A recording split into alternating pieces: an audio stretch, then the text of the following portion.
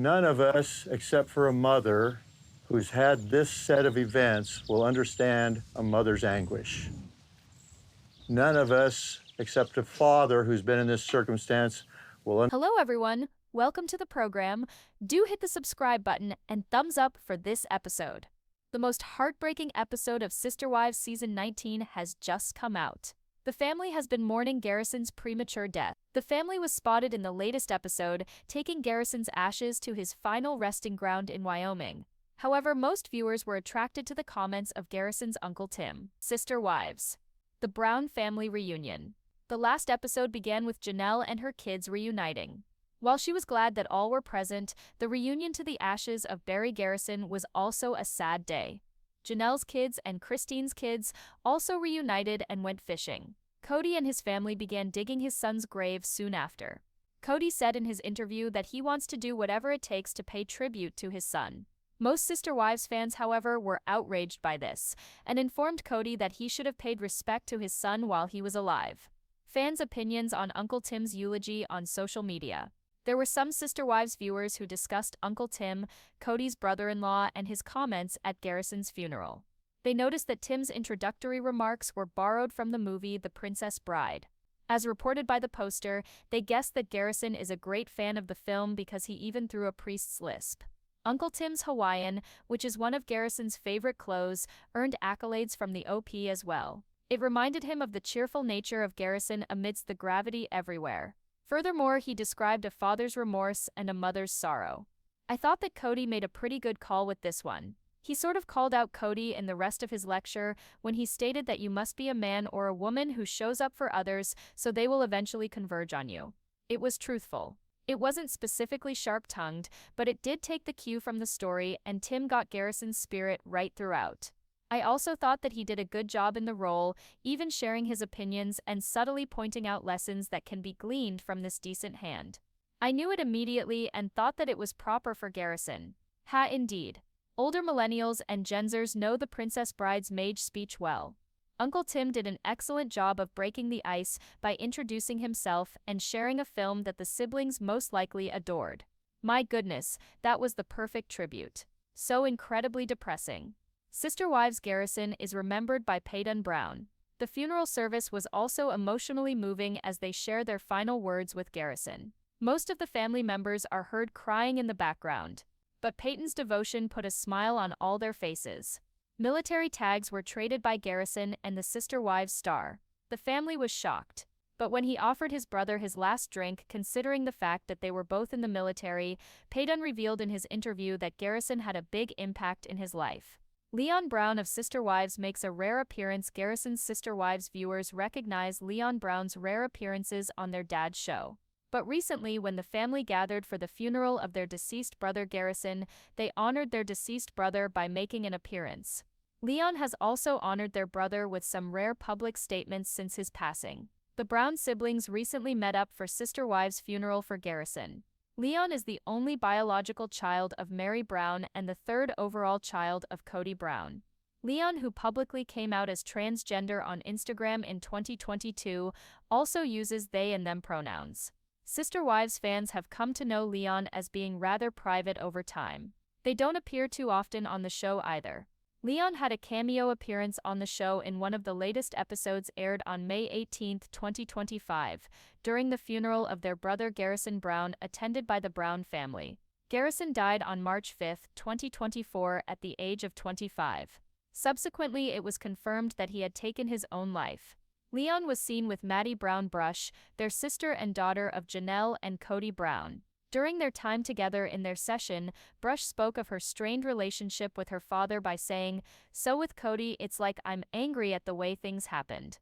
Leon appeared to be intently listening to their sisters share the whole time, but I have agency over how I react and how I react to them. Brush added, Leon didn't say a word, but one of his family members appeared to find Brush's comments funny, and I'm still figuring out how I do that. I'm sorry for him and I'm really sad for Robyn's children. Brush went on. And I'd say I have nothing against you if I were talking to any of them. And I apologize if I've ever done anything to hurt you.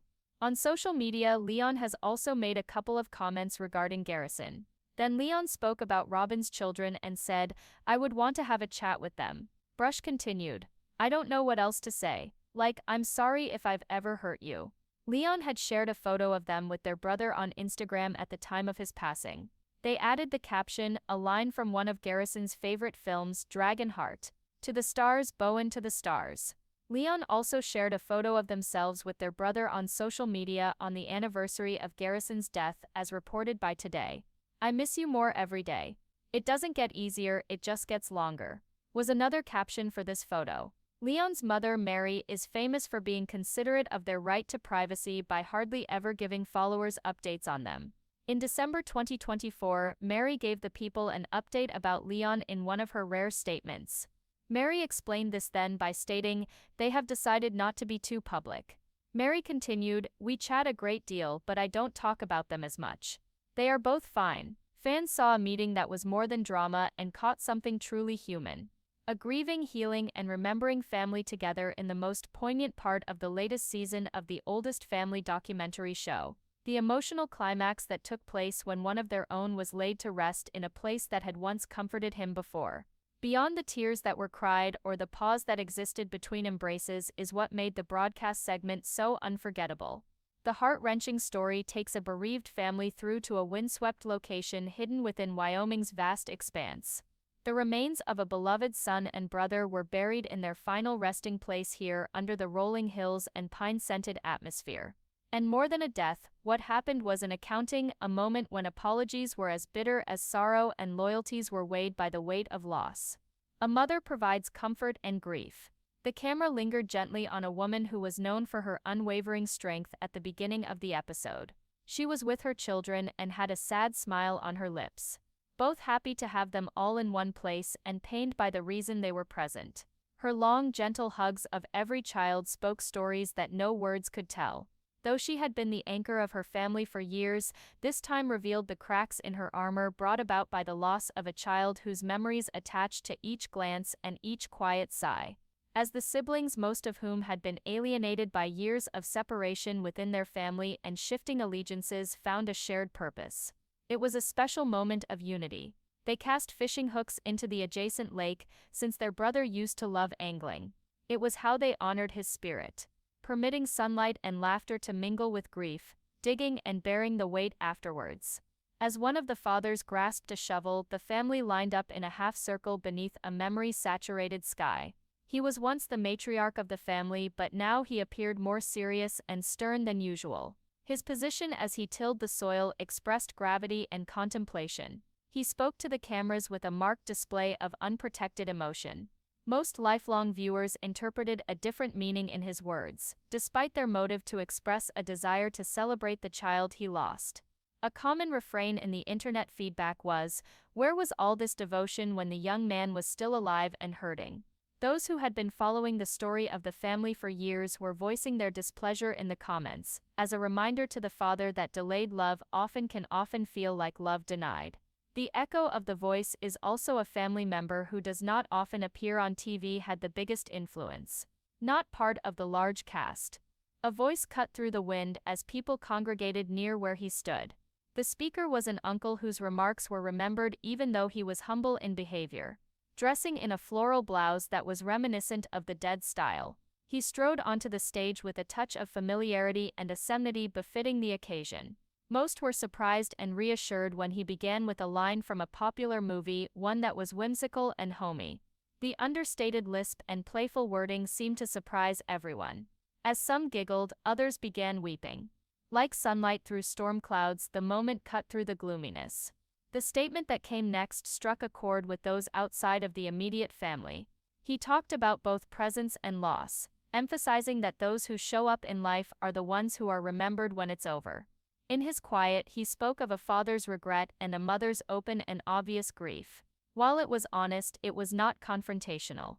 It was a reminder to all of us present that the memories we leave behind are determined by the moments we decide to be there. His words resonated with a generation that places importance on vulnerability over facade and presence over artifice. A celebration with shared memories. Online communities began discussing that speech. Some recognized the allusion to be from a romantic film. Others commented that the uncle's fashion was not only offbeat but intentional, a tribute to the colorful, free-spirited nature of the deceased individual. He was considered by all to be a vessel for the dead, a narrator, a witness, a reminder. He contributed beyond words. He contributed both humor and respect in equal measure. He transformed the service into something deeper by embracing celebration while acknowledging sadness. It wasn't only a farewell for many, it was an expression of gratitude. An expression of gratitude for his existence. Laughter and unique form of love. Brotherhood that was celebrated in silence and symbols when a tall young man who was extremely well known for his military life and boisterous character stood up. The tidal of emotions that had risen before burst forth again. A souvenir held great meaning for him in his hand. He removed the metallic tags that were put around his own neck when he reached the spot where his brother's ashes lay. He placed them right beside the urn holding his siblings' remains. It was a gesture of respect, solidarity, and unfinished conversation between two hearts bound by fraternal loyalty and shared ideals. Then, his eyes blurring and fingers trembling, he rummaged in a bag and pulled out a beverage, one his brother would have enjoyed. The whole audience held its collective breath as he poured it out onto the floor. It was a toast and a goodbye, and so emotionally and meaningfully charged. He afterwards spoke about his brother having been a mirror, a friend, and a guide. Their trajectories had been parallel, and even when one was cut short, their connection would survive. A grief that held together and pulled apart as the day progressed, the service revealed more than grief. It also laid bare levels of relationships stretched for so long by contention and distance. There were meaningful glances, silent apologies, unhealed regrets, and lingering love. Loss could no longer hide the rifts, and the day had a way of bringing such wanderers together. Some family members lingered and sat quietly around the grave. Others offered comfort in the form of small gestures, such as a shared photo, a pat on a shoulder, or a tear that was wiped away silently. At such times, the intricate dynamics of the family succumbed to the simpler, the connectedness. The location in which their tale is told, the last resting place, wasn't chosen arbitrarily. It was a location with a connotation of better times, the location of family excursions and reflection. Returning his ashes to the soil of an area where he had once smiled freely meant a lot. Now the weight of memory would fall on the wide horizons, the hills, and the trees. As he dissolved into the landscape he loved, the earth cradled him. His mother whispered it was a promise to carry him on, not a goodbye. He would live on in photographs, in memories, in laughter. The legacy leave the family began to depart as the sun began to set behind the hills, casting tear-streaked cheeks with golden color. They took more than tears with them. They took with them new bonds, unspoken understandings, and the echoes of a short but deep life. Rather than shouts of confrontations or dramatic departures, the series ended with quiet resolve. The voices of the people who had gathered, the rustle of leaves and shared sorrow, and the peace that comes from love, even if it is late, were all borne away by the wind as it picked up. The message was clear to those who observed from afar. Presence matters, words matter. As long as hearts are beating, love should be expressed. In addition, the manner in which we remember a deceased individual has the power to heal wounds that time cannot. One individual has long wanted to remain out of the public eye among the many members of a well-known multiple family that is featured on reality television.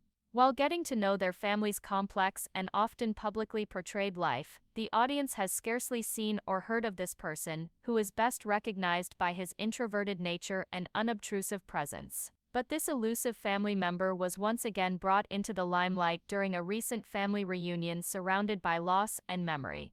In memory of a favorite young man whose life was unfortunately nipped in the bud, a subdued send-off ceremony was conducted. Longtime fans who had come to respect this individual's privacy boundaries were curious and touched by this rare sighting. They came back for a significant family time filled with shared mourning and tentative attempts at healing, not drama or show.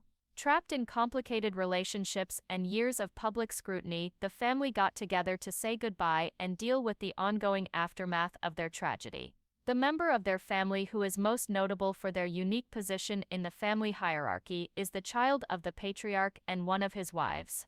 They have long lived a low-key existence, shunning cameras and public scrutiny for one more quiet existence. Their true self, which they have courageously embraced and presented to the world in recent years, is a significant part of who they are. They have selected pronouns that reflect truly who they actually are and identify beyond traditional gender norms. This family member has been an enigma to the people viewing the show for years. They speak about it plenty but never actually see it. Their presence has always been a quietly integrated factor into the history of the family, reminding one of the inner depths of the person that lie unseen. Their poignant involvement during the family's most stressful moment so far, the death of a sister whose passing shook them all to their cores, was brought out in the last episode. Unfortunately, the dying sibling died before their prime. He was a young man with interests and aspirations. The family and the audience were heartbroken at his passing, casting darkness over the family's ongoing saga. The circumstances of his death were tragic, and the family's reaction in public to the tragedy was raw emotion, regrets, and a desperate search for meaning amidst tragedy. The reserved family member was also seen at the memorial with their half-sister, who was also famous to the audience due to her own candor and complex relationship with the family patriarch. Pain,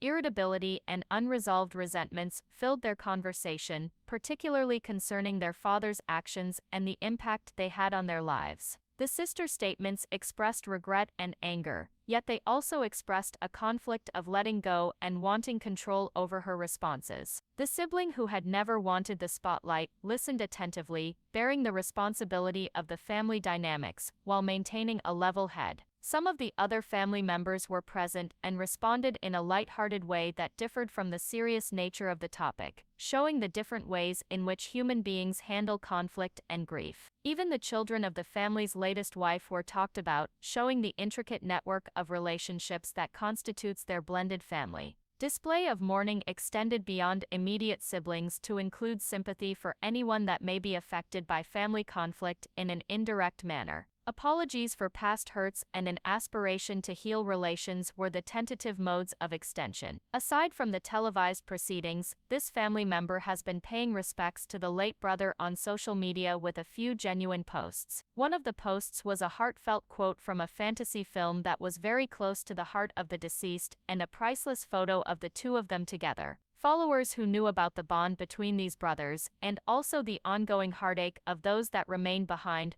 found something relatable in this post. The same family members posted another message on the anniversary of the passing of the siblings, this time focusing on the ongoing suffering and how grief grows over time rather than lessens. Their statements highlighted the significant impact of the loss on their lives and the family as a whole, expressing a moving blend of love and grief. This reclusive family member's mother is renowned for honoring her child's need for privacy and for infrequently providing updates or commentary on their personal lives. She accepted the family member's choice to be away from the limelight in a shocking display of candor, assuring followers that they are fine and underlining the strength of their ongoing communications and support, despite the physical distance from the cameras. This personal glimpse into the private life of a family, so often dissected by the press, is a salutary reminder that all public story has behind it a complex web of connection, struggle, and emotional resilience. This subdued sibling's rare return to the limelight is a tribute to the late brother and to the indissoluble bonds of family, the pains of mourning, and the importance of being oneself during life's most stressful periods. Thanks for watching. Don't forget to subscribe to my channel. Get more updates daily.